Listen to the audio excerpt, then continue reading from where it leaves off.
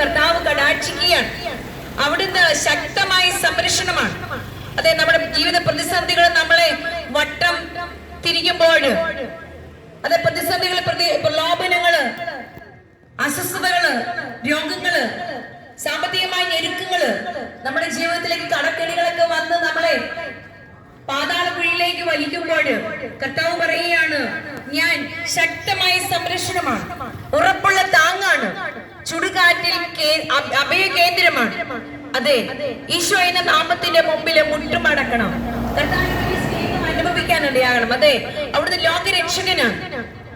ഈ ലോകത്തെ രക്ഷിക്കാൻ വേണ്ടി സ്വർഗം വിട്ട് തന്റെ ദൈവത്തെ ഉപേക്ഷിച്ചിട്ട് അവൻ മനുഷ്യനായിട്ട് ദൈവമായി ഈ ഭൂമിയിൽ അവതരിച്ചവനാണ്. അതെ, അവൻ ദൈവമാണ്, അതോടൊപ്പം മനുഷ്യനുമാണ്. സ്നേഹമുള്ള സഹോദരങ്ങളെ, നമ്മുടെ ഹൃദയം അറിയുന്ന ഒരു ദൈവമാണ് യേശു. അവൻ മനുഷ്യനായി ഈ ഭൂമിയിൽ ഒരു അമ്മയുടെ വയറ്റിൽ ജനിച്ചതാണ്. നമ്മളെ പോലെ തന്നെ ഈ ലോകത്തിന്റെ എല്ലാ സങ്കടങ്ങളും ദുരിതങ്ങളും വേദനകളും ദാരിദ്ര്യവും ഒക്കെ അനുഭവിച്ച് വളർന്ന ഈശോയാണ്.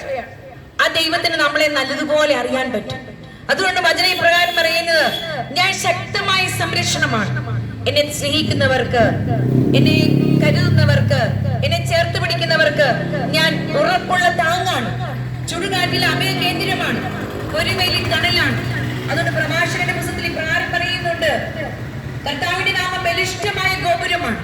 അതെ സ്നേഹമുള്ളവരെ, ജോലി കിട്ടാതെ അല്ലെങ്കിൽ ജോലിക്ക് അർഹിക്കുന്ന കൂലി കിട്ടാതെ നമ്മൾ വിഷമിക്കുമ്പോൾ, ഈ ലോകത്തിന്റെ ഭരണ സംവിധാനങ്ങൾ നമ്മളെ പല രീതിയിൽ ഞെരുക്കുമ്പോൾ, നമ്മുടെ മക്കളുടെ വഴികളിലൊക്കെ തിന്മയുടെ ശക്തികൾ അലയടിക്കുമ്പോൾ, അതെ, കർത്താവിൽ ആശ്രയിക്കുക, കർത്താവിന്റെ സ്നേഹത്തിലേക്ക് അവരെ ചേർത്ത് പിടിക്കുക.